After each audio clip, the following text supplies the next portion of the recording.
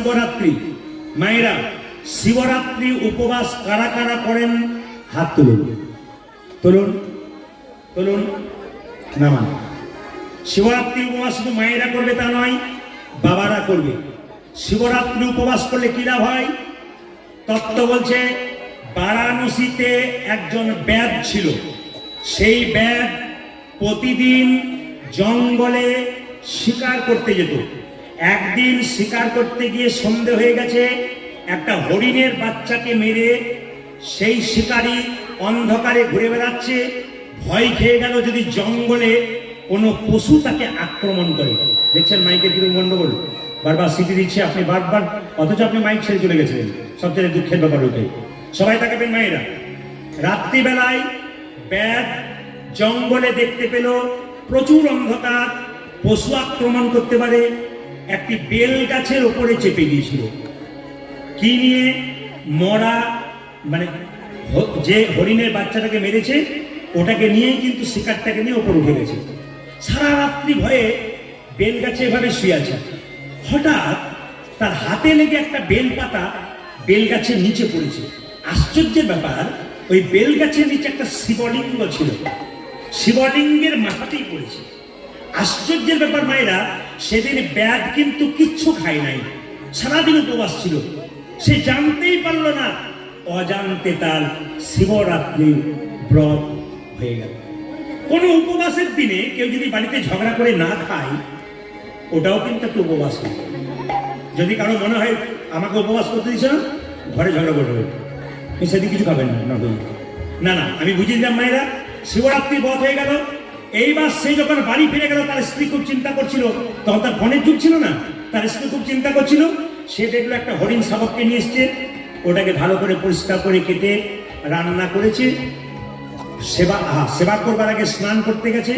সেই ব্যাধটি একজন ব্রাহ্মণ এসে বলল, মা একটু সেবা হবে। শিবরাত্রি ব্রত করার পর যদি কোনো মায়েরা বা বাবারা বাড়িতে বৈষ্ণব ব্রাহ্মণের সেবা করাতে পারেন, আপনার শিবরাত্রি ব্রত পরিপূর্ণ হবে। আশ্চর্যের ব্যাপার, সেদিন কিন্তু এসেছিল। কে এসেছিল? না, ওই একজন ব্রাহ্মণ এসে বলল, মা সেবা হবে। খুব যত্ন করে ওরা দুজন না খেয়ে ব্রাহ্মণকে সেবা করালো। কিছুদিন পরে ব্যাদ যখন মারা গেল, যমদূতরা তাকে নিতে এসছে, কেন প্রচুর পশু শিকার করেছে। কিন্তু হঠাৎ করে শিবদূতরা ছুটে এসে বলল, না না, ও যত না পশু শিকার করেছে, একটা শিবরাত্রির ব্রত করেছে বলে ওকে যমলোকে নিয়ে যাওয়া যাবে না, ওকে শিব লোকে নিয়ে যাওয়া হবে। মায়েদের কাছে নিবেদন রইল, বাবাদের কাছে নিবেদন রইল, মহাশিবরাত্রি ব্রত যদি কেউ পালন করতে পারেন, আপনাদের শিব লোকে স্থান হবে। আর শিব হচ্ছে পরম বৈষ্ণব, তার মতো বৈষ্ণব আর নাই, তিনি বৈষ্ণব শ্রেষ্ঠ। আপনাদের বলে যায়, শিবলিঙ্গে অনেকে জল ঢালেন, অনেকে দুধ ঢালেন। আজকে একটা উপায় বলে যায় আপনাদের, কারণ প্রচুর জিনিস তো আমার ভেতরে রয়ে গেল, আপনাদের সব দিতে পারলাম না, যতটা পারলাম দিলাম। একটু মন দিয়ে শুনবেন।